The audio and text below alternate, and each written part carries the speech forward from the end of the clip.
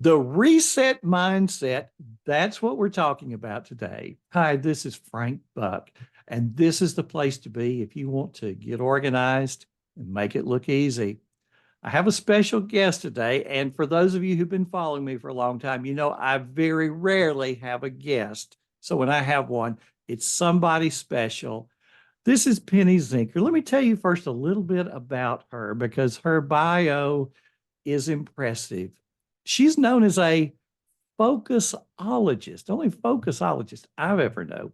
But she's an international speaker. She's a business strategy coach. She's one of America's leading experts in psychology of productivity to eliminate distraction, eliminate perfectionism, get rid of that self sabotage. Yeah. Before her 31st birthday, get this, Penny had founded, developed, and sold her first multi-million dollar business while living in Zurich, Switzerland. No small thing. Later, she managed business unit turnarounds for large marketing research companies, worked with this little guy named Tony Robbins. If any of you may have ever heard of her, she's got a TED Talk out there with over 1 million viewers. I mean, yeah. So now you see why I'm excited to have her today. But in particular, there's a book she has just written, and in fact, it comes out today, and you're going to want to get it. It's called The Reset Mindset. Penny, welcome. Thank you so much for having me and that beautiful introduction. Well, you know, when I feel privileged to have gotten my hands on a copy early, and I tell you, you hooked me from the very beginning. You start off the book talking about jumping out of an airplane, and it's you and a friend, and so it's like the same experience for both of you. You're both jumping out of this airplane with all of the, you know, the fears of what could happen. And for her, it was a nightmare. You know, she was just petrified, but for you, it was a very positive experience. What was the difference? Well, the difference is I went second. Okay. So I could see her reaction. But no, the difference is what I'm introducing in that book is that I had developed what I call a reset mindset. And so able to catch myself in a moment to recognize that the way I could potentially show up, like I was ready to freak out too. She was freaking out, and energy's contagious. You know how that is. Yeah. So I was freaking out, but I realized this wasn't the experience that I wanted to have. And so then I activated my reset mindset is to wipe the slate clean and say, okay, well, what experience do I want to have?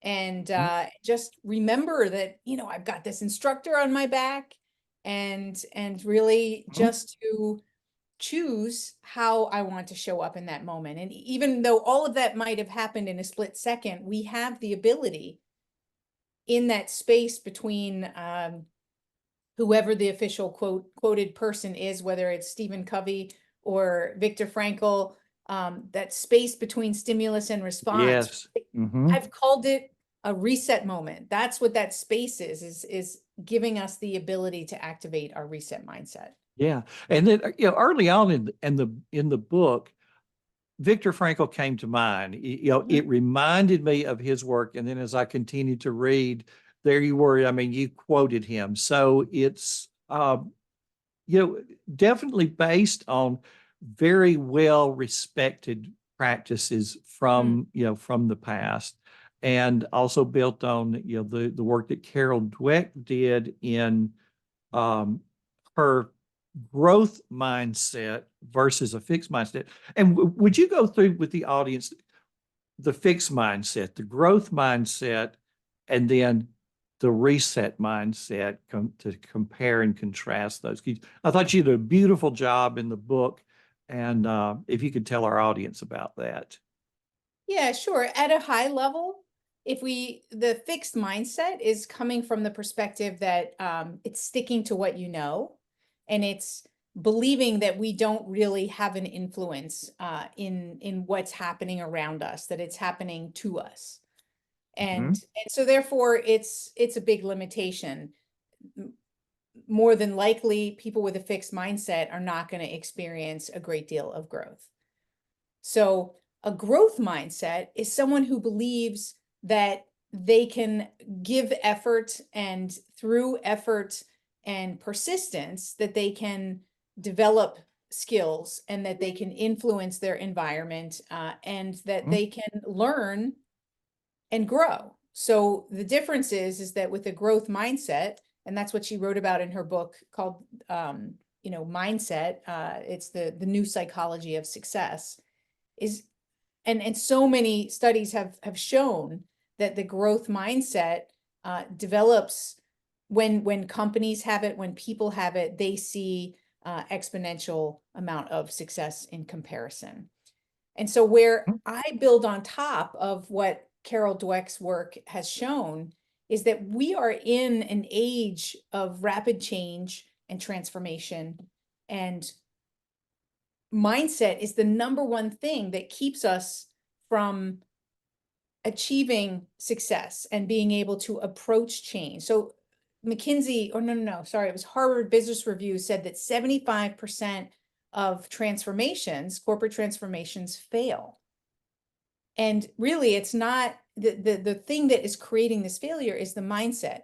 So I felt that we needed a new distinguishing factor that helps us to determine what kind of mindset we need today in order to succeed. Because a growth mindset, to build on top of it, it's slow, it's persistent, it's effort, and it's a slower set of growth. It's definitely growth oriented, but we live in dynamic times, so we need a dynamic type of mindset, a mindset that allows us to, in real time, take that feedback in and to change and adapt real time. And that's the difference, is that it's about dynamic reassessment and really dynamically making those changes as we go, as opposed to waiting until after a project, for instance, and then having that meeting to decide what went well and what didn't, and learn something and say, okay, next time we'll do it differently. We have to do it more frequently. So the growth mindset, I am in control of my destiny. If I'm willing to work hard, I can achieve success. But a growth mindset, that there are ways to get there faster by reassessing where you are on a fairly frequent basis. And I guess kind of the work smarter, not Yeah, harder. Would you? exactly. It doesn't actually require more effort. As a matter of fact, you can have less effort. You don't need to have the same level of grind, because you're not fixed to a path for a certain period of time and then willing to change.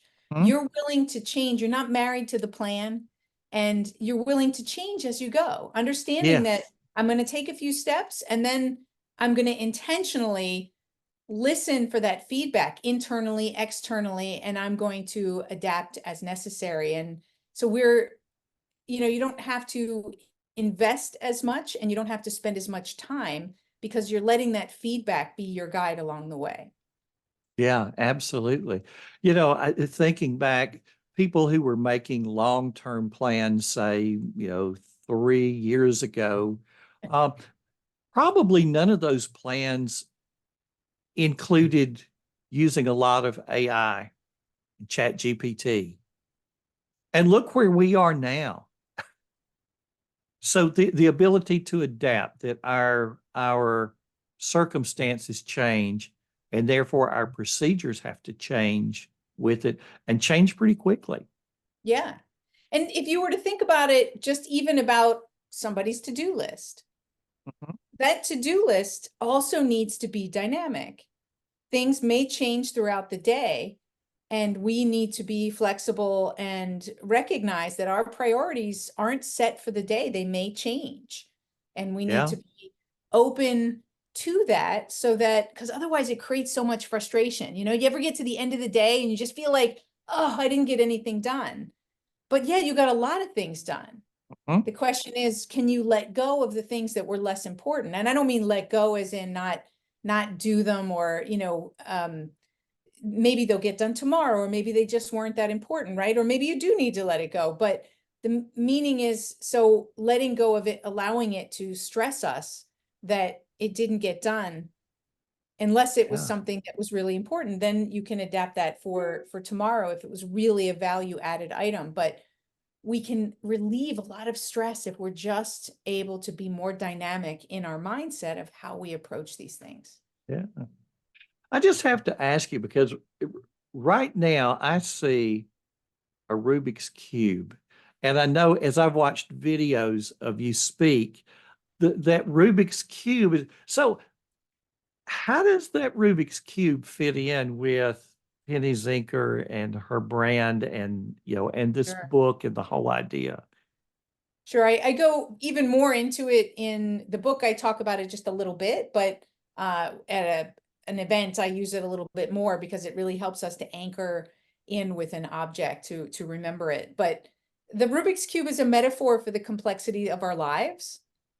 And Okay. so, it's a complex puzzle, and our lives are complex, there's no doubt.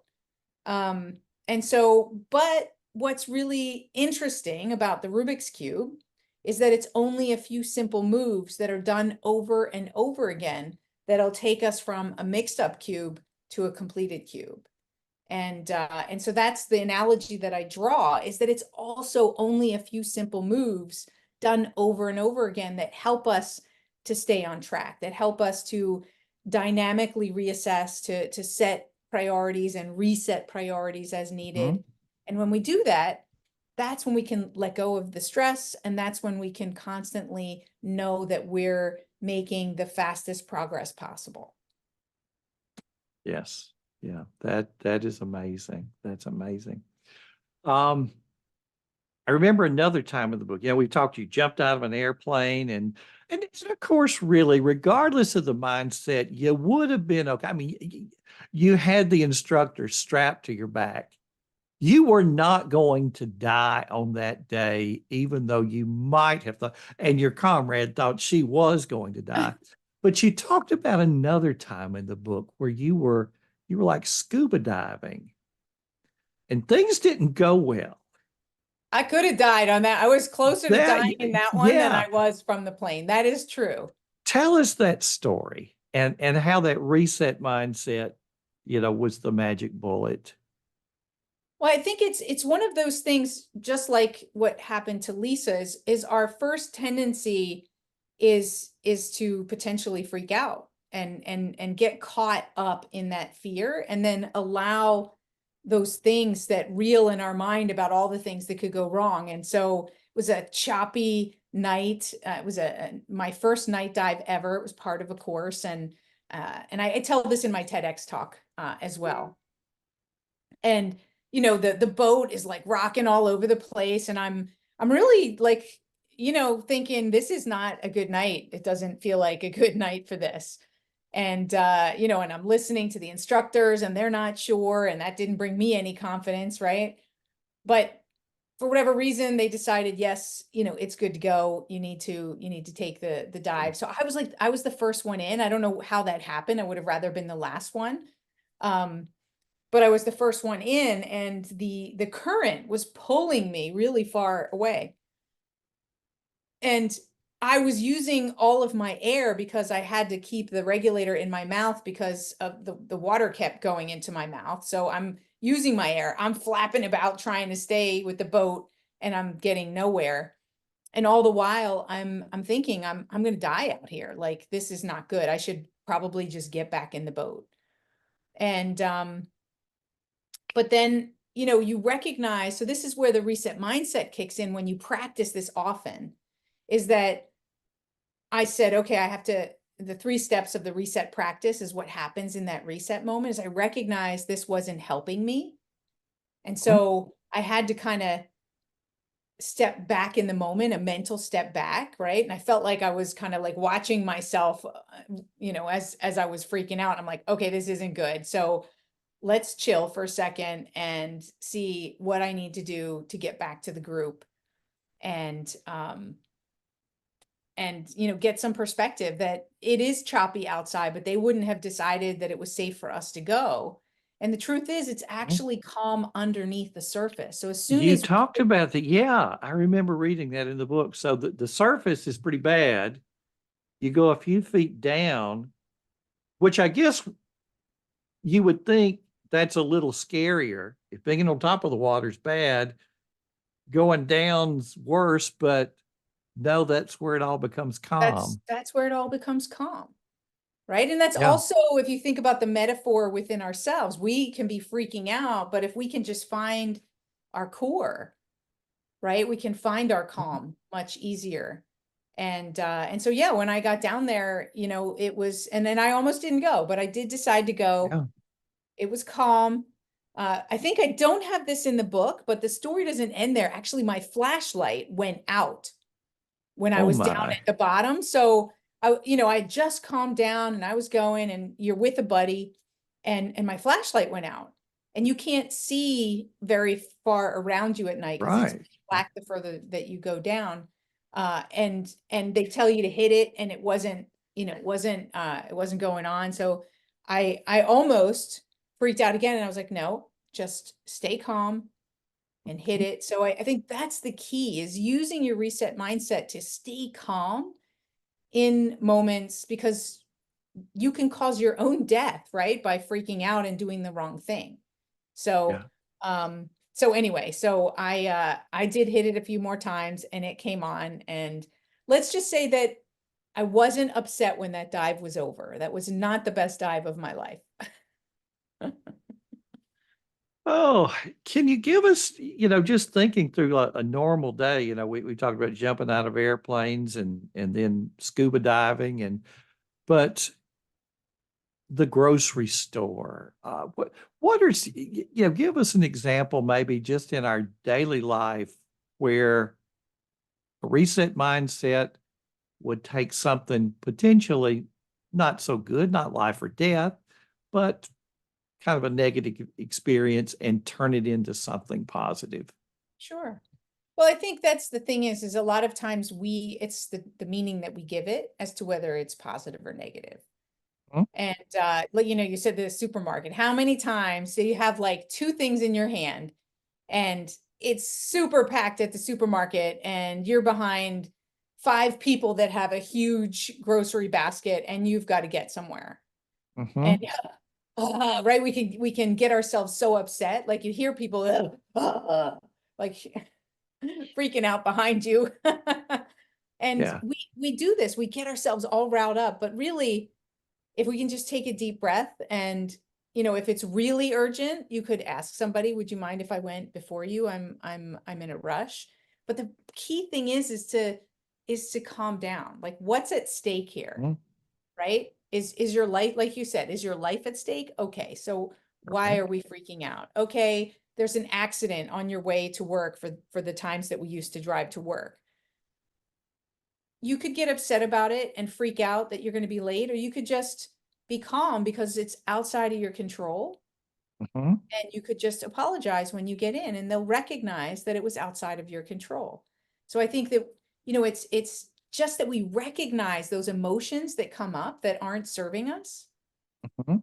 and allow us to activate our reset mindset to, like, just get perspective, step back, get perspective, and then realign. Yeah. I was a school principal for many years. And so I'm, working with elementary school kids and, one student did something and then the other student, whacked him upside the head just a minute. But 10 minutes later, they're best buddies and one's Yeah. apologizing. I don't know why I did that. Yeah. I didn't mean to step on your foot. Well, yeah, I kind of knew that, but I just didn't. And if we could teach that reset mindset at that time. But I saw so many examples where it was you do something immediately, but that something turns out to be the wrong thing. Mm. That if maybe there was a little space in there between thinking about socking the other kid and actually doing it, Right. um, and of course there are a lot of other people where that mindset does happen. where they think and go, I know my grandmother always used to say, count to 10, Mhm. count to 10. And there was a lot of, there was a lot to that.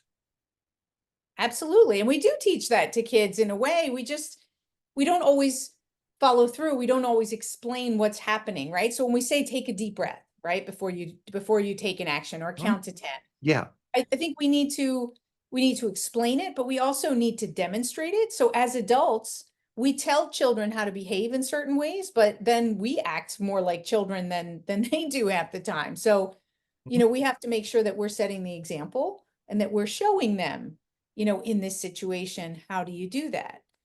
And in the way that you interact with them, in the way that you set up the classroom, if we're talking about, school. Hey, let's all take a moment before we answer this question, and let's take just a moment to think about it and to think about our answer. And so when you incorporate little moments to reflect, to think about things, especially because we're not all the same personality wise, right? So I'm an extrovert. I might, even before I think, I might say something, but that introvert needs some time to process and needs some time to think about it, and often feels overrun by the people who are saying without thinking.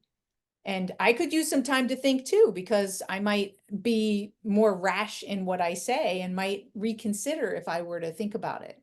So, incorporating that into our daily practice, no matter any age, is so valuable. Taking a reset moment isn't like, a lot of times we think, oh, that's when like there's a big pivotal change in our life and we have a reset, but we can have a reset multiple times a day, just like a little timeout. Yeah. Yeah. Just to choose that new direction, to choose the best direction, to realize that we have the power to choose. And we may not even notice that there are various choices until we pause Exactly. and then we see them. Yeah. Exactly. We don't see them. We only see the first thing that's in front of us. And that is I think often it, distracting because it's not mm-hmm, necessarily the best thing. mm-hmm. Yeah, we see that first choice and we take it. Mhm. Going to, and as I'm listening to you explain it and thinking back to my own experiences in school, there was a concept we always used to teach to teachers called wait time. If you ask a question, don't just call on the student immediately. To maybe pause several seconds, to give multiple students a chance to raise their hand, to give everybody a chance to think about what the answer to that question might be before we Mhm. call on a student. And that Mhm. it makes a tremendous amount of difference in classroom discipline, and actually gives the teacher much better control. Mhm. So it just seems to kind of go back to this same concept. Um, Well, I you would know, just want to highlight what you just said, because I think this is true for everyone. It gives us more control. And very yes, often today, especially, people feel out of control. So if we want to just feel a absolutely. little bit more in control, Mhm. emotionally, mentally, physically, and uh, geared towards the right steps to get to our goals, that is really one of the key factors. And I guess that's true whether you're 8 or 88 That's or right. anywhere in the middle.